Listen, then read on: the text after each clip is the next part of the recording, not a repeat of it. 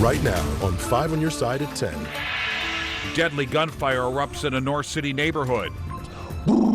So everybody duck, hit the floor. 2 people are dead, 3 others are hurt. Tonight, the calls for peace in the community. Colder air is moving in now when rain arrives to impact Thanksgiving travel and the timing of even colder air arriving later this week. Our top story, an outpouring of support for a CBC hockey player critically injured in a highway shooting. Colin is just not deserving of what's happening to him right now. The touching tribute as police search for answers in a senseless crime. Tonight, that 16-year-old is still in critical care nearly 48 hours after being hit by a stray bullet on I-55. Thanks for joining us. I'm Mike Bush. And I'm Kelly Jackson. Within the last 90 minutes, a prayer vigil for Colin Brown wrapped up in O'Fallon, Illinois. 5 on your side's Laura Barcheski was there for the touching tribute. Mike and Kelly, more than 100 people showed up here to the McKendree Recplex to pray for Colin and his family. The main message tonight, they're going to continue praying for him, and they're not alone. Great player, great kid, great family. The community in O'Fallon, Illinois is praying for CBC student and hockey player Colin Brown. I wait for the Lord, my whole being waits, and in his word I put my hope. He was in the car with his dad driving home from a hockey game when he was hit by a stray bullet on I-55 near Loughborough. St. Louis police say the gunfire came from the southbound lanes as the Browns were driving north. O'Fallon hockey coach Scott Loring says he's devastated. Yeah, it's tough. I have three children as well, and each one of them, we make that drive 4 to 5 times a week. So just knowing how random it is, and you know, it just hits really close to home. Colin played for O'Fallon for several years, but currently plays for the Afton Americans and CBC. Chase Green is his former teammate who now coaches in O'Fallon. Well, when he first came to the program, he's like most of us. He was, quiet, not outgoing, but last year before, he got out of the show. Became a leader on the team, more responsibility, and just all around.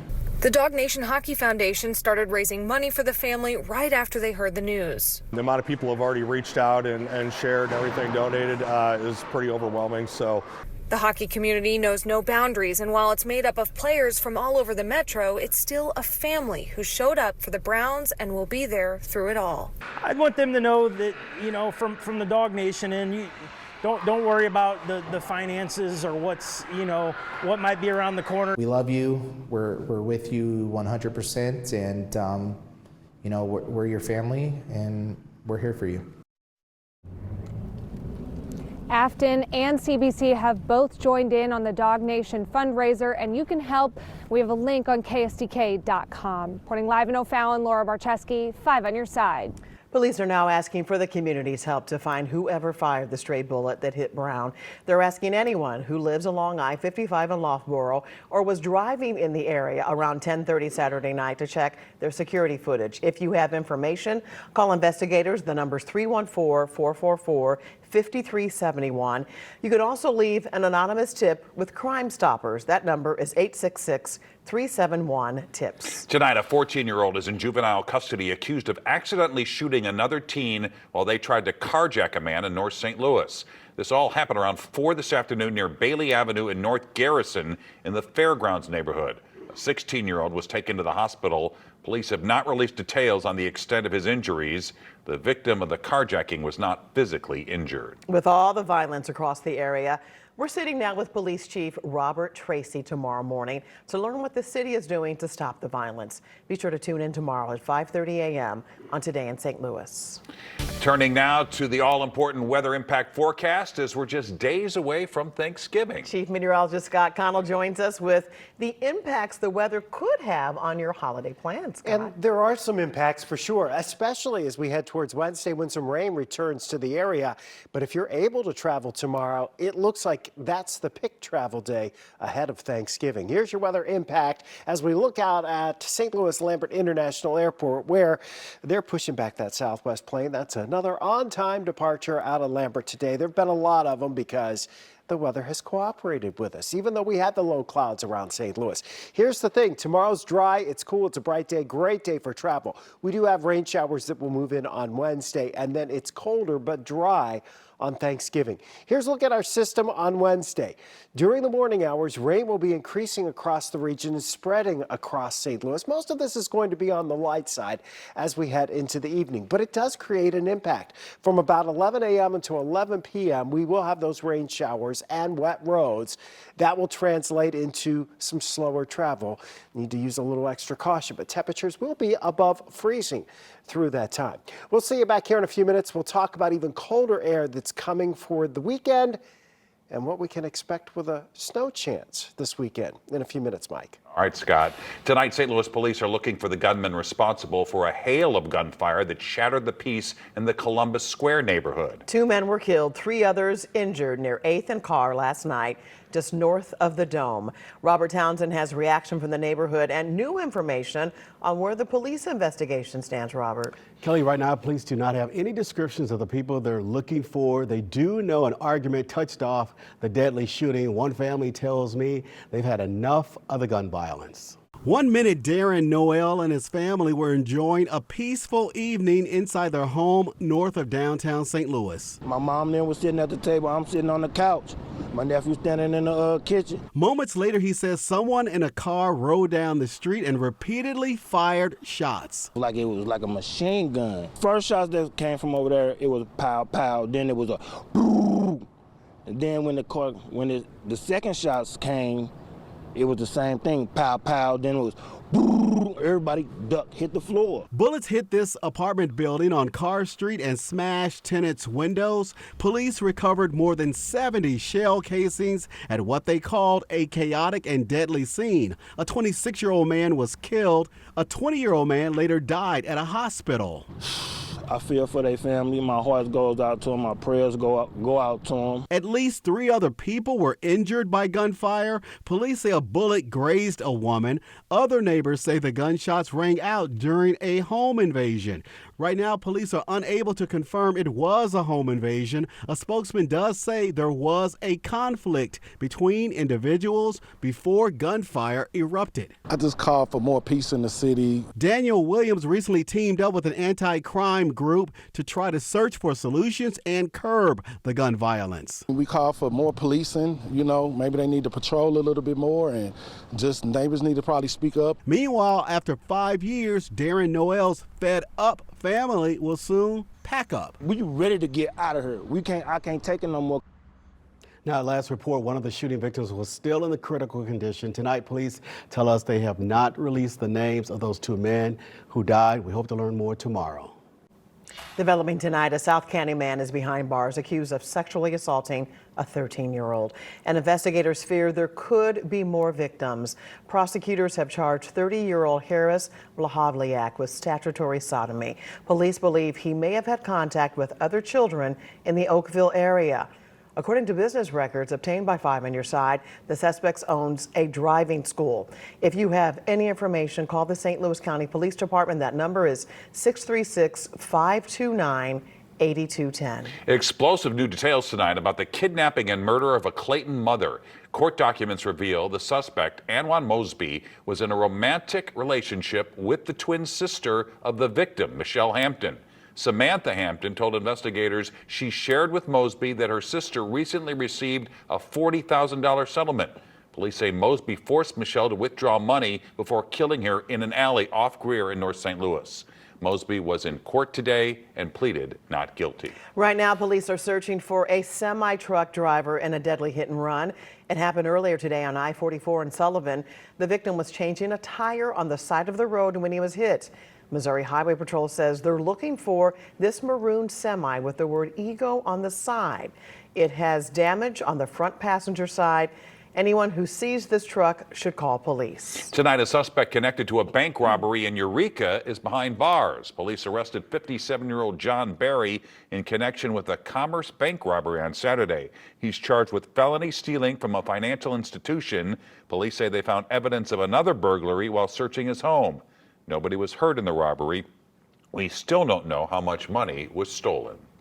Now to one of the biggest fundraisers of the year happening in St. Louis, just 2 days in 2 days away in St. Louis. It is that time of year for Backstopper's annual Budweiser Guns and Hoses event. It pits local police officers against firefighters for a good cause, and Brent Solomon takes us to today's weigh-in where firefighters and police officers got the chance to meet their opponents. It's one of the biggest local events of the year, taking over Enterprise Center in the name of charity. Right now we support 95 families and 75 children, and we have expenses of about $2.5 million to $3 million a year to carry on our mission. Monday, police, firefighters, and their supporters gathering at Helen Fitzgerald's.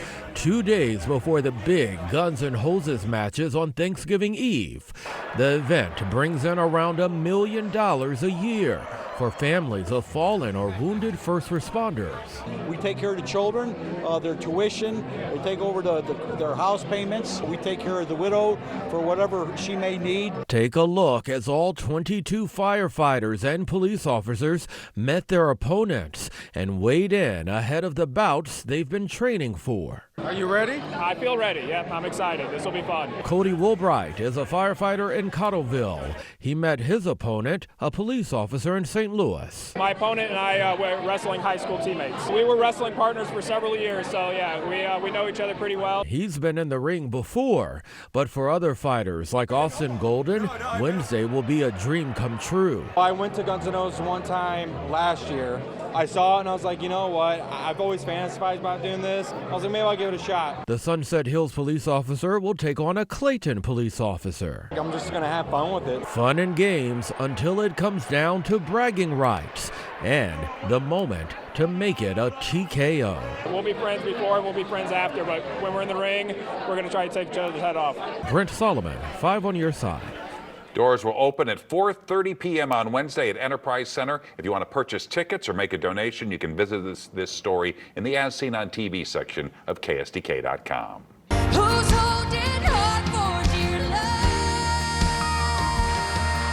That is the beautiful voice of Eureka native Lauren Michael Sellers taking the stage again on The Voice. Well, tonight she sang her way through the playoffs after making it through last week's knockout round. Sadly, her coach Reba did not pick her to move on to the competition's next round. Reba says she is, quote, very proud of how she's done on the show.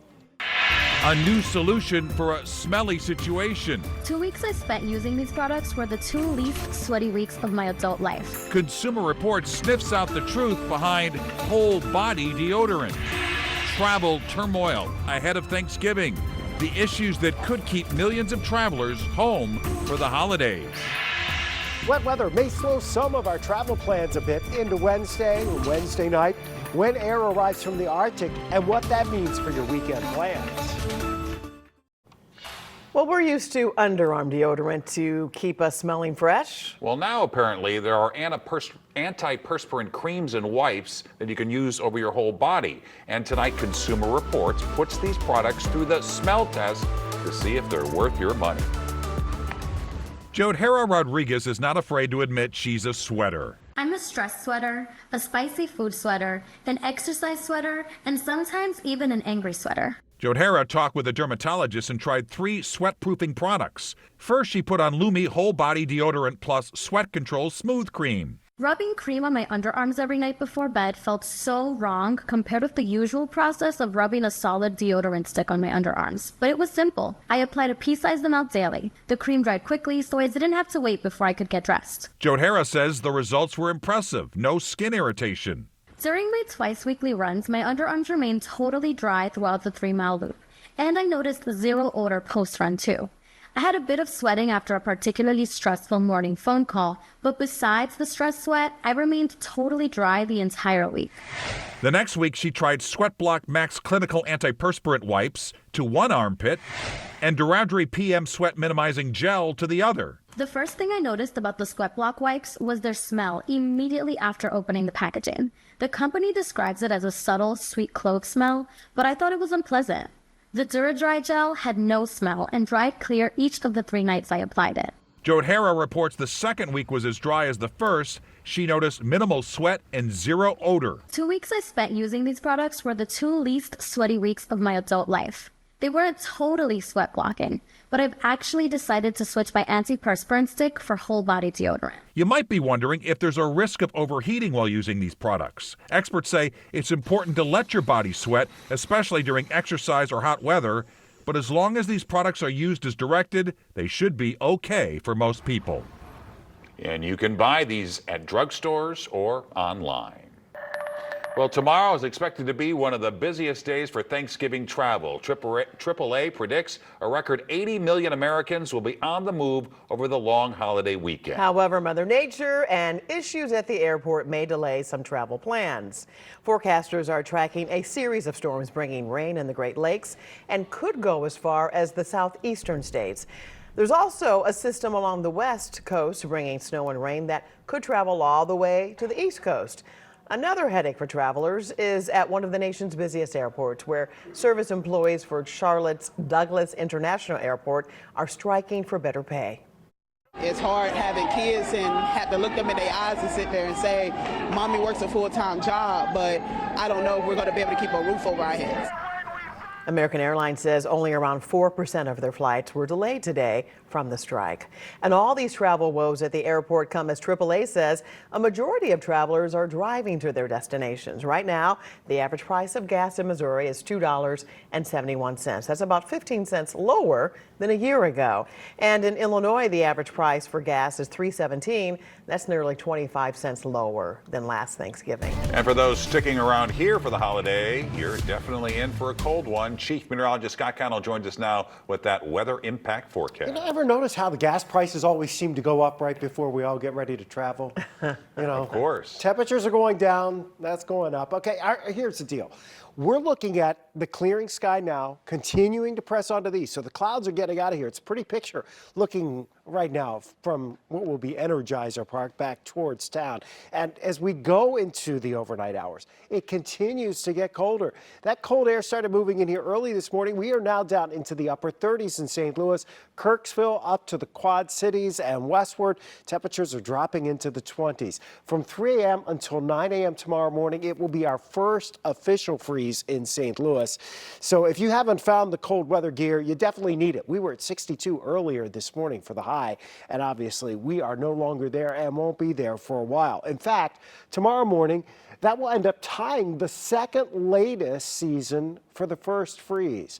So far this year, we've only been down to 35 for our lowest temperature. We should drop to 30 degrees officially at Lambert tomorrow. 39 right now. With the breeze, which has settled some, it's still feels like 32 degrees right now. 62 and 39, the numbers. Our official low for the day will end up at 11:59 tonight. Probably just above freezing, probably about 34, 35. So we're looking at temperatures by tomorrow morning down into the 20s away from town, near 30 in town. The winds will settle down some overnight tonight, but there's still a bit of a breeze around. You see temperatures tomorrow in the mid 40s, but if you can travel tomorrow, it's a good deal. Dry weather across the area.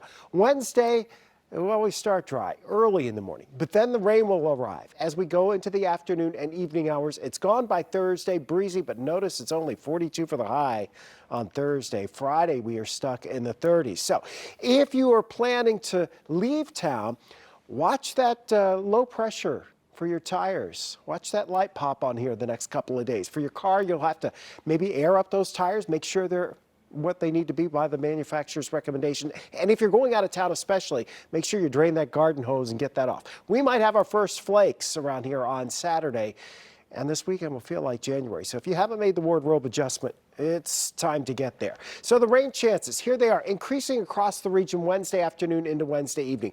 Most of this is expected to be light east and northeast of St. Louis as we head past sunset. There may be a few wet snowflakes, but we still think the rain and just basically wet roads being the impact of that. And then we're drying out here as we head towards Thursday and Friday, but even colder. Saturday, there's another system, one of those little clipper systems that swings in here. We might see our first flakes of snow from many areas on Saturday. And there's a fairly low percentage. We might have some small accumulations, less than an inch.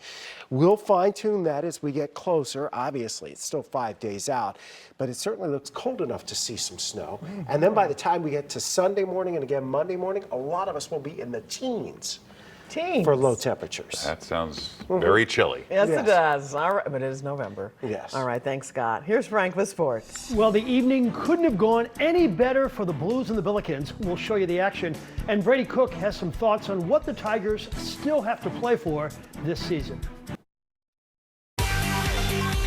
This 5 on Your Side Sports Report is sponsored by Telly Tire and Auto Centers, driving your way since 1942. Drew Bannister is now a trivia question answer. Jim Montgomery is now the head coach of the Blues. But talk about a baptism under fire. He begins his career with the Rangers and Devils back-to-back. Let's go to the Garden. Monty becomes the 10th former Blues player to be a Blues coach and the 28th coach overall. Down 1-0 in the first, and Braden Shen will spoon-feed Jordan Kyrou, who unleashes a howitzer. We're tied at 1. Early second period, the Blues on the attack, and Zach Bolduc will pounce on the puck and score his first goal of the season. It's 2-1 note. End of the second. Tempers flaring. Igor Shesterkin and Joel Hofer have a little collision. Love a good goalie fight, don't you? Third period. Shen on a partial break will shoot and score. The Blues had a season-high 43 shots, and Bolduc will score his second, and the Blues win a big one, 5-2 in Madison Square Garden. I loved our effort. Our execution offensively was really good. We have some areas to improve upon, but just the effort and how hard they played for each other, to block shots, the togetherness at the end of the second, how we stuck up for each other. That's Blues hockey. That's blue-collar hockey. The Billikens hosted Quinnipiac at Shavitz. It doesn't matter that the Bobcats are pretty good, winning 44 games over the last 2 years. It's just a bad look to lose a home game to a school that is more known for their presidential polling than making the NCAA tournament, which, by the way, they never have. Anthony Bonner was enshrined into the Missouri Sports Hall of Fame yesterday, and tonight he was at Shavitz. Robbie Avila, a surprise starter after being out for 3 weeks with an ankle. End of the half, Isaiah Swope, step back 3, and the Billikens led by 1 at the break. Avila was 0 for 4 in the first half from 3, but got it going in the second half with that bomb.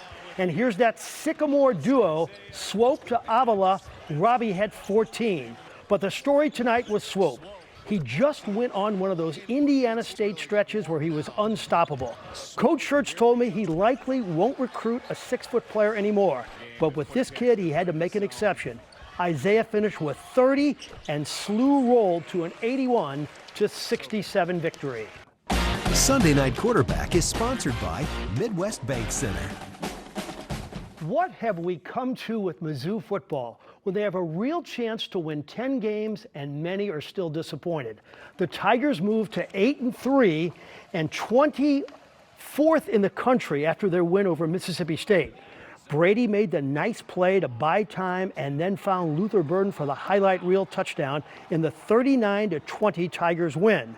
So what about those critics who think the season fell short of expectations because they didn't make the playoffs? We want expectations to be high, and I'm never going to fault myself or fault a team for setting goals too high. So I think there's a lot to be proud of, and I still think there's a lot to play for. I think these next 2 games are big. If we can find a way to win 10 games in 2024, I think that's a bigger deal than a lot of people think. Monday Night Football, the Ravens and Chargers, fourth quarter. Lamar Jackson looking and finding Mark Andrews in the end zone, and the Ravens escape 30-23 in the battle of the Harbaugh brothers. And that'll do it in sports. All right, Frank, thanks. A parade mishap or a clever message? Tonight, mystery solved on how this plump puppy got stuck between 2 Chicago buildings. And we're just 1 month away from Christmas. And 5 on Your Side is once again partnering with the Foster and Adoptive Care Coalition for Little Wishes. To buy a gift for a child in foster care this season, go to ksdk.com/Little Wishes. Well, check this out. A giant dog balloon stuck between 2 buildings in Chicago. Turns out the 2-story tall inflatable is a marketing stunt by pet food company Iams. The goal is to raise awareness for canine obesity. Many believed it was a parade balloon that got loose for this week's Thanksgiving Day parade. 2 turkeys have something to be thankful for tonight. President Joe Biden pardoned Peach and Blossom in front of 2,000 people today. And by the way, the 2 birds were also put up in a 5-star hotel, like they'd know the difference. They spent the night before this ceremony in luxury. I agree. How would they know? They wouldn't know. All right, it's going to be really cold tomorrow morning. Yes, it is. Our first freeze, at least for the metro area of the season. A little late, second latest on record for St. Louis. Temperatures will be around 30 in town, outlying areas in the 20s, back to 47. Dry day tomorrow, good day to travel if you can. Showers likely from lunchtime through the evening on Wednesday. That'll slow things down for you, but it looks like wet roads, your main impact there. And then it gets even colder going into the weekend. Bet we get some flakes here on Saturday. Exactly how much might fall, it'll be on the low side. But there's going to be some. We might see some. All right. There you have it. 5 on your side at 10. We're always streaming on 5+. Be sure to get your day started with Today in St. Louis at 4 a.m.